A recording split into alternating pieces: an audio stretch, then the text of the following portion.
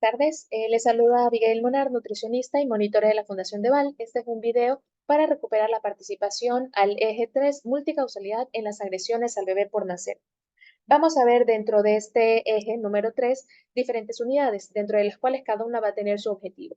La primera unidad va a ser el de identificar la influencia de los ambientes macro, patro y micro en el ambiente donde se produce el desarrollo intrauterino. La segunda unidad va a tener como objetivo analizar la multicausalidad de factores de riesgo biológico por infecciones de las madres y por agresiones físicas y químicas que afectan el desarrollo intrauterino. Y de ahí la unidad 3 vamos a tener el analizar la multicausalidad de factores de riesgo dependientes de condiciones psicoemocionales, socioculturales que afecten el desarrollo intrauterino y sus consecuencias. Vamos abordando punto a punto cada uno de estos unidades y temas y subtemas con respecto a dicho eje. Sabemos que todo ser humano atraviesa un proceso evolutivo constante y con cambio permanente de su forma, comenzando a partir de una sola célula, que es el óvulo, fecundado o cigoto, ¿ya? Representando el punto inicial de la historia de la vida de una persona, conocida como la embriología humana, ¿ya? En la unidad 1, el primer tema que vamos a abordar es el desarrollo intrauterino y ecología fetal. Como podemos ver en la infografía elaborada, donde resume toda la eh, información del eje, número 3, aquí tenemos que el desarrollo fetal comprende de tres etapas donde existe probabilidad de deficiencia o de enfermedad. Etapa preembrionaria u ovular, desarrollo embrionario y desarrollo fetal. Dentro de este gráfico, de este dibujo que está en el texto base de dicho eje, tenemos cómo se va el desarrollo intrauterino llevando a cabo a partir del primer mes hasta el último mes de embarazo.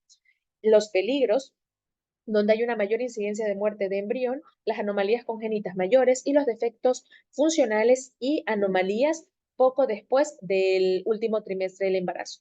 Y cómo poco a poco se da la formación de órganos a partir del primer mes, ¿ya? De la transición del primer al segundo mes, con los órganos vitales como el corazón, el sistema nervioso central, los ojos, el oído, los brazos, las piernas y la formación principal del tubo neural. Y también vamos a abordar la importancia de la suplementación de ácido fólico para prevenir deficiencias del bebé por nacer.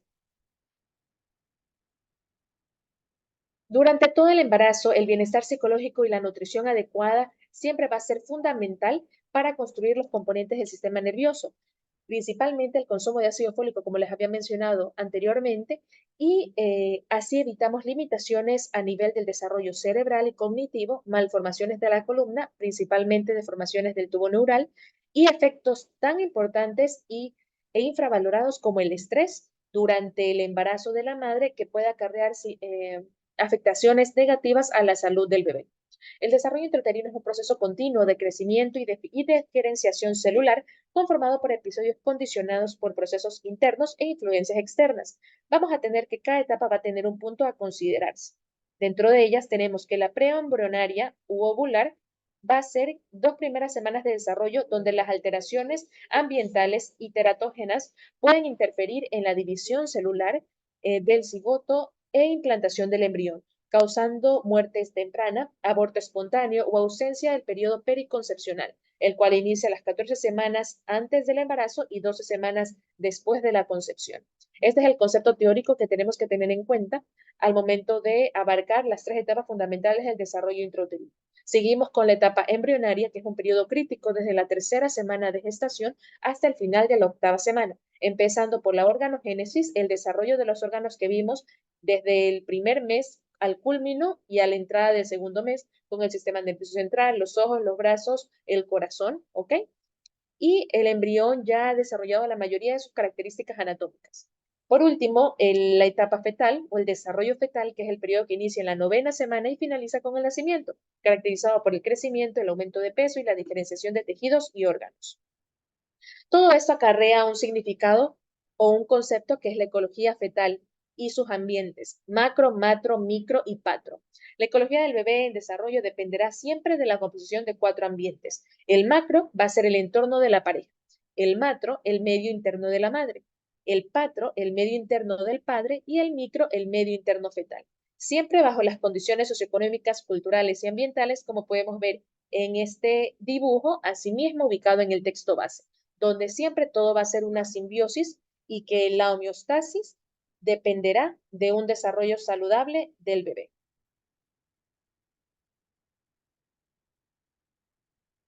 Seguimos.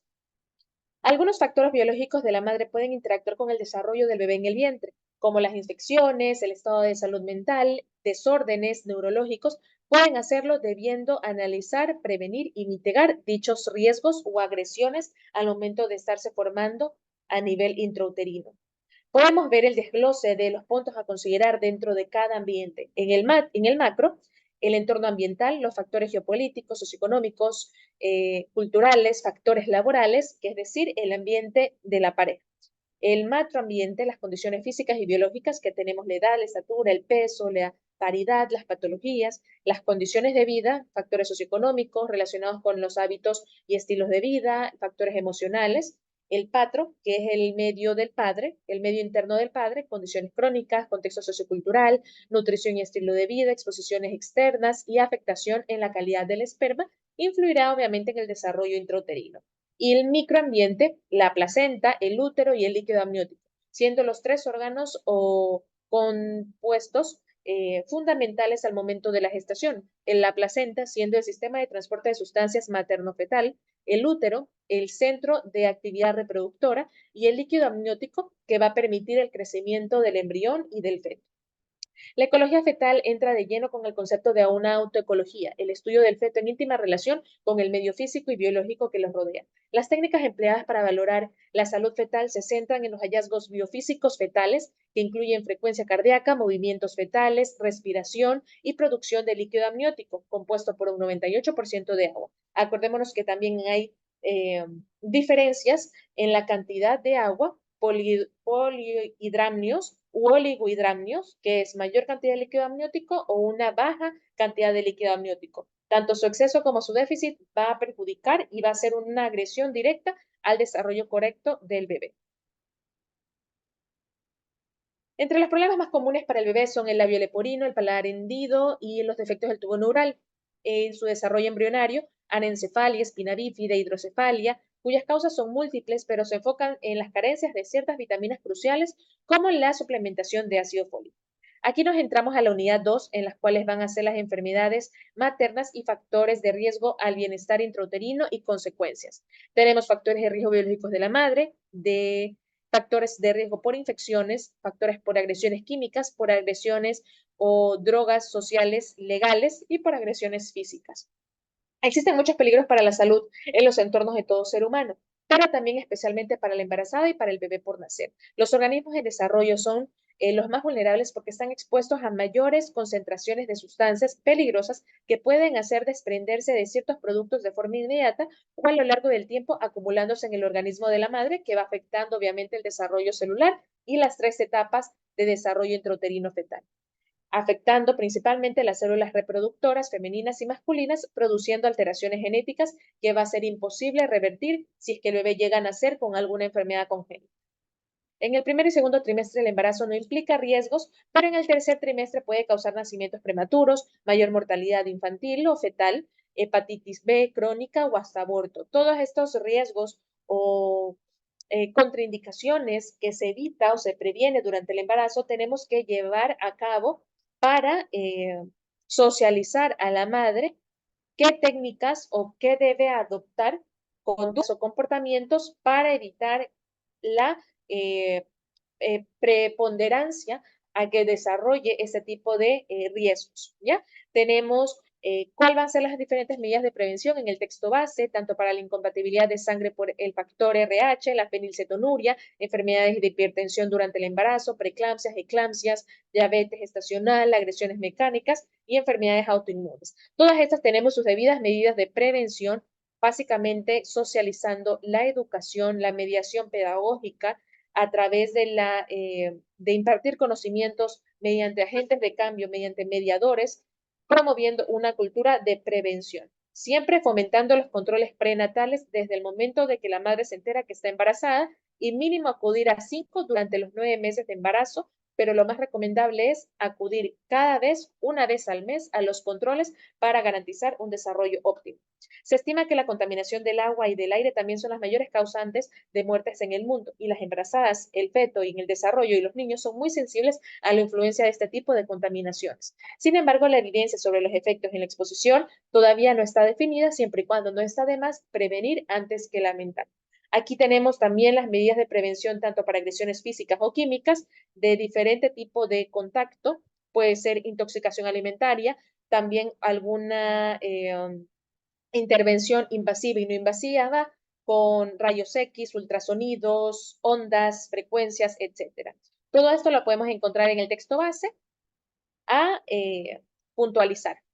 Asimismo, antes de entrar a la última unidad, tenemos factores de riesgo psicoemocionales y socioculturales para el bienestar intrauterino. Aquí vamos a la programación fetal, que es la activación del eje del estrés, un mal funcionamiento en la placenta, mecanismos epigenéticos, reducción del flujo sanguíneo fetal, malfunción del sistema inmunológico. Todos estos temas va a depender la programación fetal y los mecanismos epigenéticos que determinarán que el bebé, al ser un delicado receptor que causa estímulos a nivel intrauterino, forma su sistema psicológico. El feto tranquilamente puede ver, oír, experimentar, degustar y aprender mientras está en el vientre materno. Y todos los impactos socioemocionales y culturales va a influenciar directa o indirectamente a su desarrollo y determinará su nacimiento saludable o no. Las experiencias durante los primeros 9 meses de vida pueden influenciar más adelante en la salud y el bienestar, como las habilidades sociales, emocionales y cognitivas de las personas. Investigadores hasta han encontrado cambios duraderos en la estructura y función corporal del feto, causados por estímulos ambientales como nutrientes, toxinas y hormonas. Esto es la famosa programación fetal y todos los factores desencadenantes a que esto no se realice una óptima programación fetal. ¿Ya? Y a nivel de prevención de riesgo psicoemocional, siempre va a ser necesario restaurar las defensas, recuperar la credibilidad de la información y restaurar la salud pública, ¿ya? Porque todos estos son temas que hemos abordado, problemas de salud pública, que no solo necesitamos una solución a nivel individual, sino una a nivel intersectorial, articulando alianzas estratégicas de la sociedad civil, de diferentes órganos jerárquicos, para nosotros poder abordar y adentrar el problema de raíz. Asimismo, ¿cómo podemos realizar todos estos temas a nivel de territorio? Con juego de actividades, hojas de actividades, exposiciones grupales, juegos de salud mental, etcétera. Todo para llevar a cabo un taller didáctico y digerible para todos estos conceptos a nivel de los adolescentes. Gracias.